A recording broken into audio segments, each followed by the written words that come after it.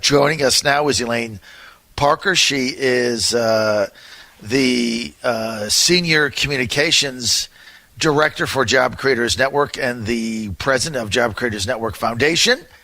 Elaine, great to have you with us. Good morning, John. Thanks for having me. So, okay, now, Elaine, here's the deal. People are starting to text and call me that they're doing their taxes, and they're starting to tell me how much money we saved. My family saved over $3,000, and I have a family of three, year over year. This is real money that I'm now putting into expanding my company. And many other people are telling me this. So the big lie is starting to be exposed. And here's the other thing that the lying fake newsers did. They said that big headlines, tax rebates are less. Well, they're less because they took out less money because that was part of the tax bill that was passed, that they would lower their withholding. I mean, how stupid do they think we are, Elaine? Absolutely, John. And it's a really bad argument because it is true. Starting last year in the beginning of 2018, we started, they changed the withholding tables, and everybody started getting to keep more of their own money with each paycheck. And so the result is you paid in less money, so your refund may in fact be less. For some people it may be less, for some people it may be more. But to look at the size of your refund and decide, I didn't get a tax cut, is not the way to do it. And that's why the calculator we put on our website at taxcutswork.com will help you compare your 2017 total tax bill to your 2018 total tax bill. And you just need your W-2s from each year to make that comparison. See, and that's why it's important that you do the comparison, because you can't base it on, well, what size is my refund check? You have to base it on the same income with the same situation. Did you save money? And what a lot of people are finding is their income went up because wages are growing and they paid considerably less. So you make more, pay less.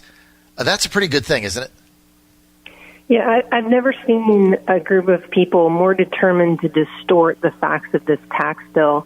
The middle class and small business are directly benefiting from the tax bill. More than 80% of people across the board are benefiting from this tax bill through lower tax rates, through doubling of the standard deduction, doubling the child tax credit, the 20% tax deduction for small business allows small business owners to shield a fifth of their earnings so that they can reinvest it right back into their business. And our members who are small business owners are telling us that that's been a real game changer for them. And it's allowed them to expand their business. It's allowed them to hire more people and increase wages. And we even have a manufacturer in Pennsylvania who said, for the first time ever, I'm able to implement a 401k for my employees, and I hired 29 new people to boot. So, I mean, these are all good things, and that's why we're seeing an economy that's growing twice the rate that it did under Obama. And I'm amazed at the efforts that the mainstream media and that the Democrats go to absolutely distort and be dishonest about this bill. Well, they have to be.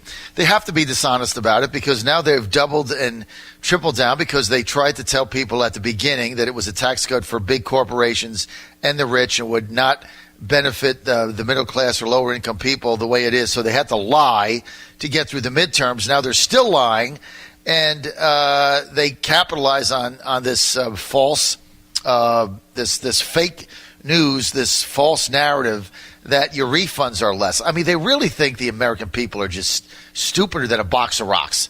And the American voter proved in 2016 not so fast. And I think, Elaine, they're going to do it again. Now, let's get to AOC's new Green Deal.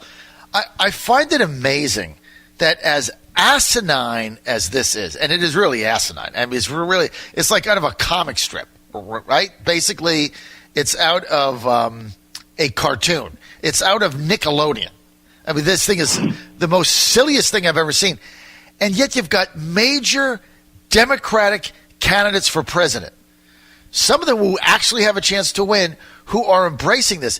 Even the ones that know it's complete craziness and kookiness are petrified to come out against it because they don't want to upset the left-wing base. I mean, let me just give you an example. All right, a study is done by Bloomberg, and by the way, I'm waiting for Mayor Bloomberg to come out and say it's crazy. I'm telling you, the first Democrat who rejects the whole thing is going to have a leg up in New Hampshire. They're going to get beaten out, but they're going to have a leg up. So the so-called Green New Deal is going to cost $93 trillion over 10 years, according to the American Action Forum. Now, our debt now, what is it, 21 trillion?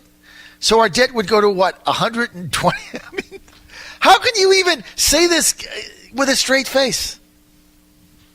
It is amazing, and you're right. Every major Democratic candidate supports this plan, and it's coming out of Alexandria Ocasio-Cortez, and she's the same person who just ran off Amazon 25,000 Amazon jobs out of New York.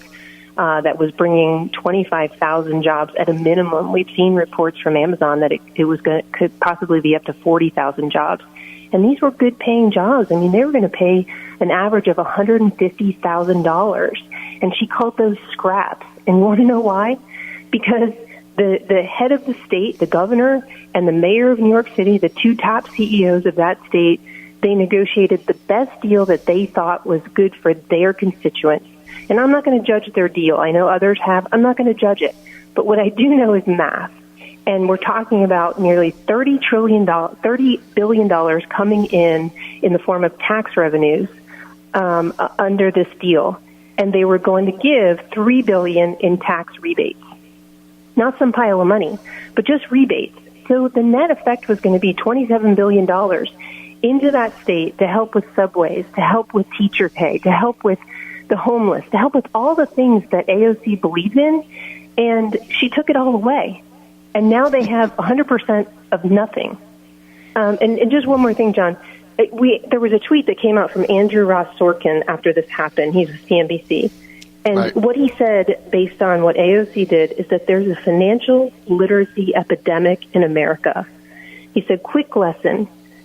NYC wasn't handing cash to Amazon. It was an incentive program based on job creation, producing tax revenue. That's what she either didn't understand or purposely distorted. I'm not sure. I'll give her the benefit of the doubt. But either way, New York doesn't have those jobs. I know, and all they're going to do is shop it to another state who is going to give them the same deal, because in the end they make money, because it was not only 25,000 jobs and what was the average salary? Something like 150,000. I mean, it was an enormous number, Elaine. But it was, like you said, it was all the ancillary jobs that go with supporting Amazon that go with that. So it's not only 25,000 new jobs, but it's another 10 or 15,000 jobs supporting Amazon in different industries. Plus, like you say, it's Uber, it's Lyft, it's camp fares, it's Subway, it's buses, it's meals, it's restaurants, it's coffee shops. It's all these people going to work buying things. It's the local grocer. It's the C-store. It's the airlines, people having money in order to take trips. I mean, it's the appliance stores. They buy things. It's people that are renting apartments or selling real estate. I mean, it goes on and on and on and on what this impact is. And she shuts it down and doesn't even understand it and runs them off. And I tell you what's been missed in this, Elaine, and tell me if you agree with this. What's been missed in this, as much as you want to bang on we want to bang on Bezos and the Washington Post and Amazon. What's missing in this is Bezos said, well, if you're going to treat me like crap, the hell with you. I'm getting out of here. Right? I mean, this really is something that, while they're celebrating it, you got to take this guy seriously, because he's like, I'm not going to take my company and my $25,000, $150,000 average jobs and go to a place where people are protesting against me, and I've got state representatives leading a charge to kick me out. I'll go someplace else, right? I mean, isn't that what's missed here?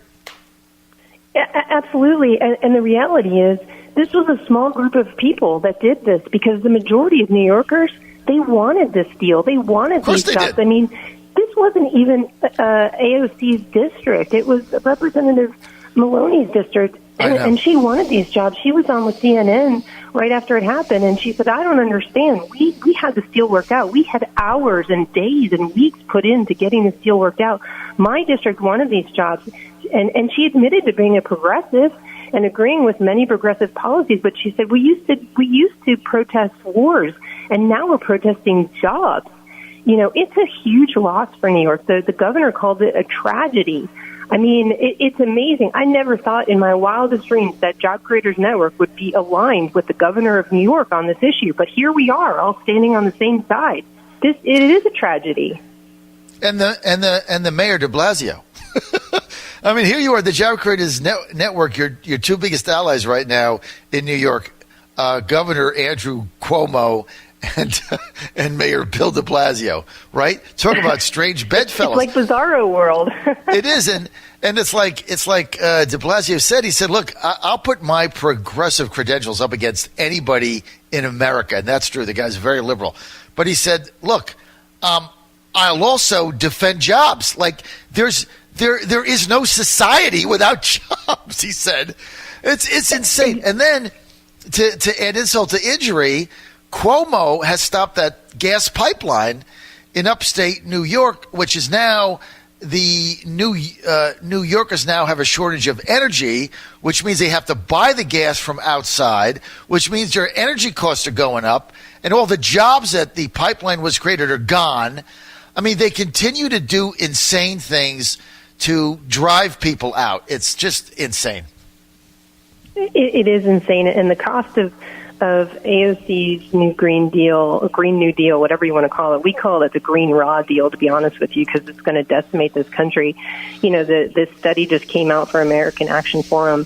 The high end is $93 trillion. The low end is $51 trillion. This is not monopoly money. I'll say, let's talk about the low end of the spectrum, $51 trillion. We can't afford it. I mean, Kamala Harris, newsflash, we cannot afford trillions of dollars of spending on the Green New Deal. And you know, it's almost unthinkable, but to listen to AOC the other night while she's making chili, and she basically said she's the boss. I'd like to remind her that the American people are the boss. They can vote you in and they can vote you out. Well, we're going to see. She is really ridiculous. And, you know, we were saying earlier, Elaine, that I'm just dumbfounded. I'm waiting for the first Democratic candidate for president to have a Sister Soldier moment. And I'm telling you, if one of them did this, they would at least lock themselves in to 20% of Democrats that actually are sane, right? And just rejected the whole thing. And like we had Terry McAuliffe on earlier. We played his clip, and he's like dancing around the edges. Well, you know, some of it is like, even the ones that reject it, well, there's so many good things in it. We got to like pick it apart. There's good things. Somebody should just say, this is about the stupidest thing I've ever seen in my life. And the best thing we can do is actually said, what is this? He couldn't stop laughing. I mean, that was about the closest he came. The same thing. Yeah, Feinstein said it was. I mean, if they're serious, somebody that's running for president on the Democratic side should call this for what it is, a comic book. And I think they would be shocked with the reaction. But look, they're not going to do that, Elaine, because they're scared to death. John Fredericks, they're scared to death of their left-wing progressive base, which is going to nominate Bernie Sanders or Kamala Harris or Elizabeth Warren president. And Elaine, that's why Trump's going to win again.